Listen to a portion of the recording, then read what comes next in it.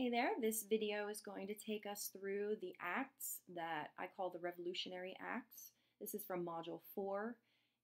With every slide that I go through, we are getting a step closer to war with Britain. Just a reminder that we've already covered the French and Indian War.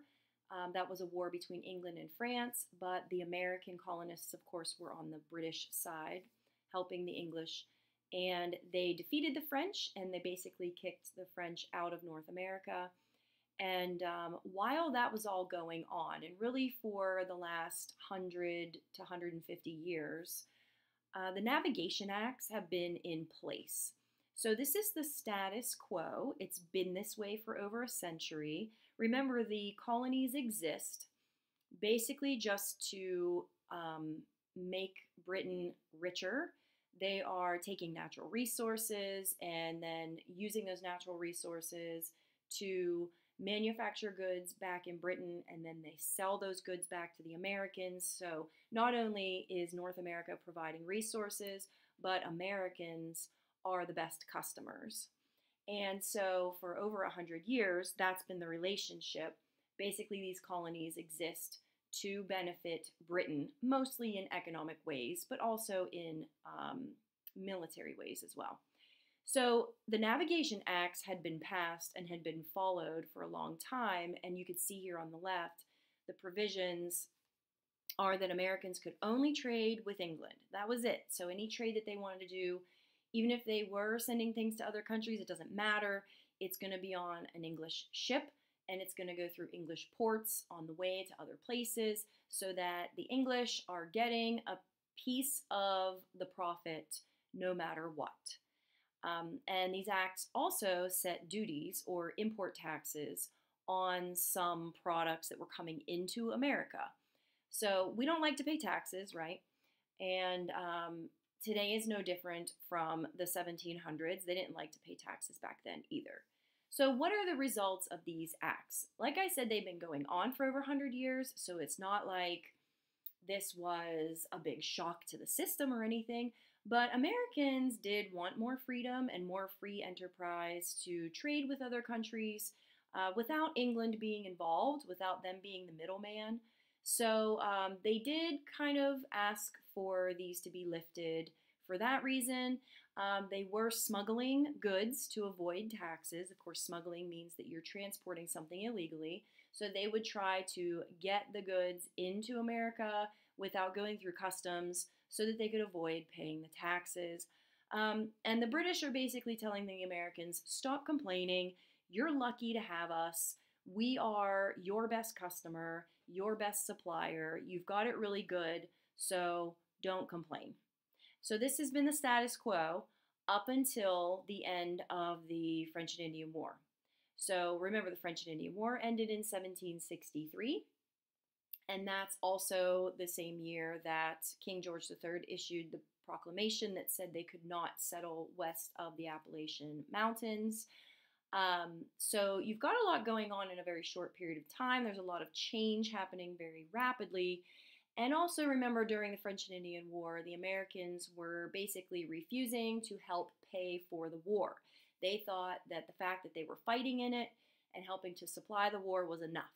So fast forward now to 1764, and the British basically say, look, that war was really expensive. We have a lot of debt from it, and the Americans are not willing to voluntarily help us pay for it. So we are going to put a tax on molasses and sugar imports to the colonies so we can raise money to pay off our war debt.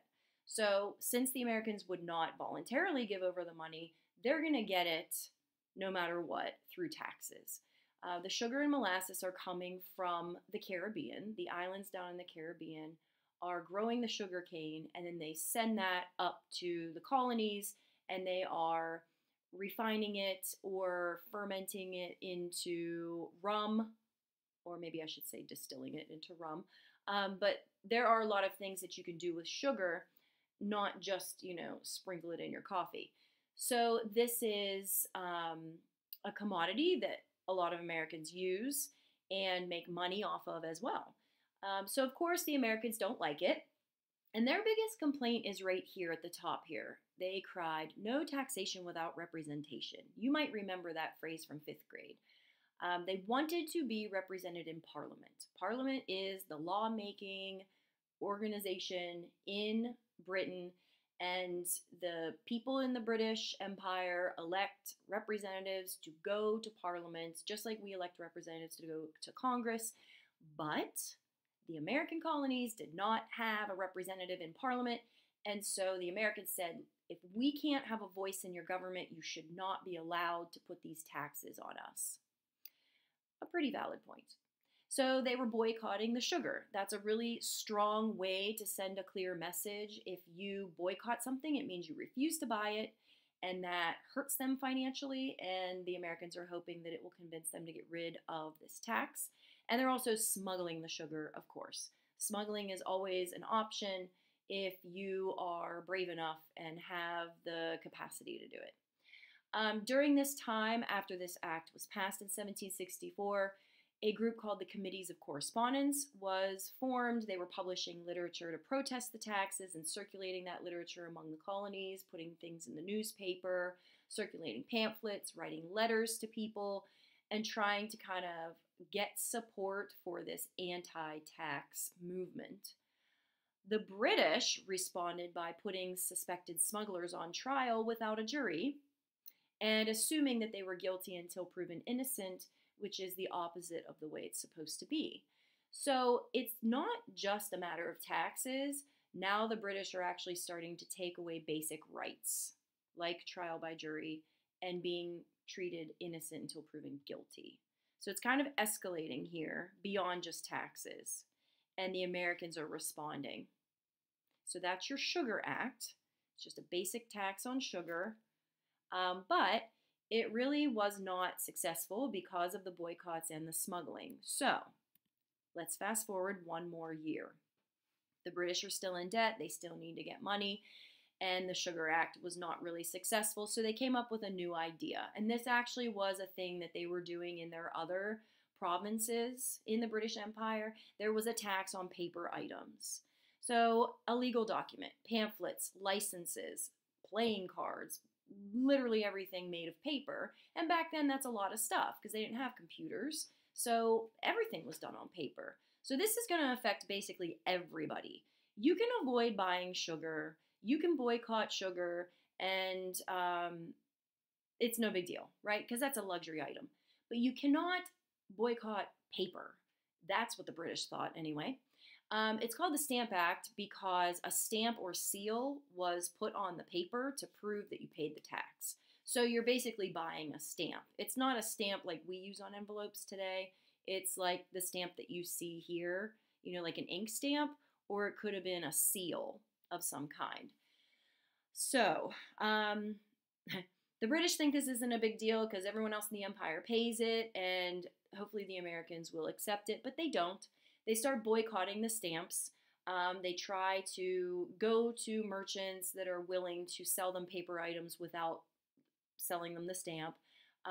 They can try to boycott paper items as much as they can, obviously. And they also sent a group of Americans over to England to actually appear to Parliament in person asking them to repeal it or get rid of it. Actually, Ben Franklin was one of the people that went. Also, as a result of the Stamp Act, the Sons of Liberty was formed. That is basically a terrorist group that lived here. They started in Boston, and it kind of spread, but it was mostly in Boston. It's a secret group that used violence against tax collectors, or even the threat of violence. They're basically trying to scare the tax collectors from doing their jobs. And they were very, very effective. Parliament ends up repealing the tax because British businesses were suffering from the boycotts. So the boycotts definitely worked. They usually do. But then after they got rid of this tax, they passed what's called the Declaratory Act, which basically is them putting their foot down. They said, okay, that's it. We have the right to pass any laws we want, and you must follow them because you are our subjects. You are colonies of the British Empire, and you are considered British subjects. So you have to follow British laws just like everybody else. So yes, we're taking the tax away, But from now on, you do what you're told. No more boycotting, no more smuggling, no more Sons of Liberty. That's it. Okay, so let's move on. That was 1765 that was passed. Now we're going to move on to 1767, 2 years after the Stamp Act. The Townshend Acts are passed in Parliament, named after the man who came up with the idea. His last name was Townshend. His idea is to set duties, or again, import taxes, on glass, lead, paint, paper, and tea. Well, that's a pretty long list. So good luck boycotting all of those things, right? You can boycott sugar, you could try to boycott or get around paying the tax on paper, but how are you going to avoid all of these items? These are everyday items. Every single one of these things was an everyday item in 18th century America. The purpose is to raise money to pay military and governors that were in the colonies, and that would be British military. So they actually sent British military over to the colonies to kind of patrol the villages and towns because the Sons of Liberty were being so unruly. And they claimed they had to tax the Americans to raise money to pay for that military to be here. So basically sending the message, behave yourselves and we won't have to tax you. Okay, so what do the Americans do? They boycott it again. And they smuggle like crazy, of course. Then the Daughters of Liberty were formed. Those are the women of the colonies that support the Sons of Liberty behind the scenes. They're doing everything they can to support the movement. Americans started attacking houses of customs officials. So not just tax collectors anymore. Customs officials are the people that inspect your ships when they come in, and they're the ones that are going to make you pay the duties that are on those imports that are coming into the colonies. They also protested the presence of soldiers, and one of those protests turned violent and became known as the Boston Massacre, which we cover in a separate lesson in our class, so I'm not going to go into that right now. So it was pretty bad. You know, people got killed, and the British also were using a legal term called writs of assistance to search for smuggled goods without a warrant. So here's another basic right that they're taking away. They already took away the right to a trial by jury. They're treating them guilty until proven innocent, and now they're searching their stuff without a warrant, and that obviously was a violation of their rights. So it is escalating, and people are getting killed now. So the British do end up repealing the Townshend Acts. After the Boston Massacre, it kind of opened their eyes like, wow, this is getting out of hand. We should probably get rid of this. But they do keep the tax on tea. And that is our segue to the next slide. In 1773, they pass the Tea Act. So there's already a tax on tea, right?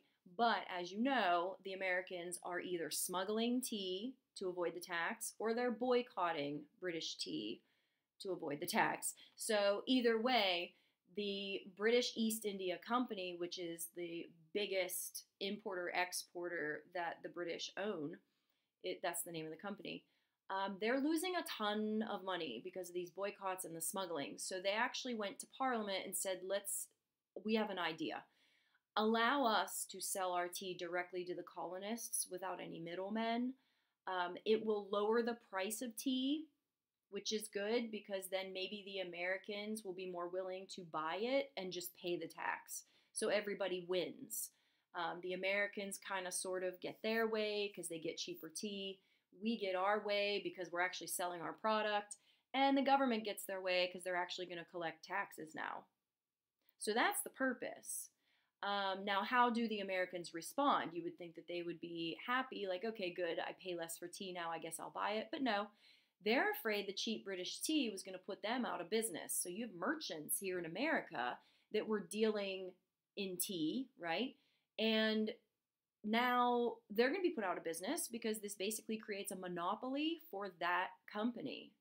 They are exclusively the only ones allowed to sell their tea directly to the colonists. So the Americans are going to continue boycotting and they're going to continue smuggling. And then it escalates into the Boston Tea Party, which of course is a very famous night in December. The Sons of Liberty disguised themselves and boarded 3 ships that were owned by the East India Company in Boston Harbor, and they threw all of the crates of tea into the harbor, ruining it all, costing the company millions of dollars. So, the British government flips out. King George III is furious, Parliament is furious, and so they decide, okay, we seriously need to crack down on these Americans. They're totally out of control. They pass a series of acts that they call the coercive acts because they're trying to coerce the Americans into behaving themselves. But the Americans call them the intolerable acts because clearly they are not to be tolerated. All right, here we go. Let's see. This was in 1774. Here's the list on the left of all the things the intolerable acts did. They closed Boston Harbor. That's awful. That's going to cripple that town and that colony and really the whole lot of northern colonies. It's going to cripple their economy. Canceled the Massachusetts Charter, so that means now Massachusetts no longer has the power to govern themselves. The king is going to send a royal governor, and he's going to send his own people in there to govern them. Also, third, royal officials are going to be sent to England for trials. So anytime any soldier or any royal official that's here representing the king, anytime they are suspected of a crime, normally they would be put on trial here in America where they supposedly committed that crime. But now they're going to be sent back to England to be put on trial. And the Americans don't like that because now they're afraid that those people will get away with stuff. Fourth, they appointed a new governor for Massachusetts, obviously somebody handpicked by the king. And the last one here is called the Quartering Act, which forced colonists to shelter and feed British soldiers. So imagine that, you know, these soldiers that they didn't want there in the first place now are coming and showing up on your doorstep and saying, I need to stay here and you need to feed me and I don't know how long I'm staying. So that would be pretty awful. This is very harsh punishment. It is definitely aimed at Boston and that city, which is in the colony of Massachusetts. So basically the whole colony of Massachusetts is going to suffer.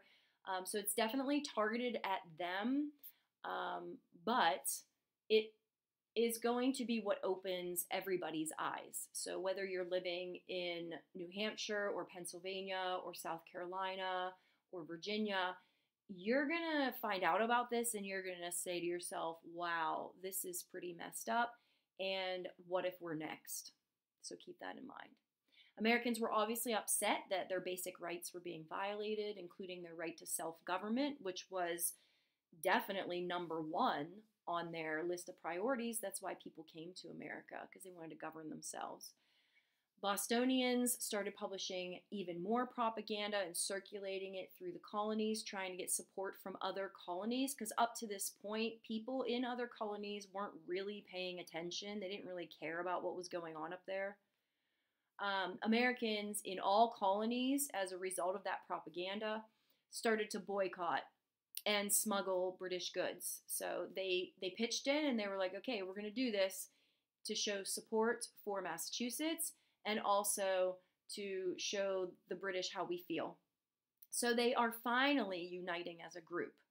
And this is what was needed. So this has been going on for about 10 years. If you remember, I started with the Sugar Act, which was 1764, and now here we are at 1774. So for 10 years, this roller coaster has been going on, and the epicenter of the rebellion was Boston. But now, Americans all over the 13 colonies are paying attention, and they're coming together. And that's really the key ingredient that was needed to move forward. And I think you know what the next step is. So I hope this helped. If you missed class, especially, you could use this as your substitute instruction. Or if you're someone who prefers to have things read to you, perhaps this helped as well. Let me know if you have any questions.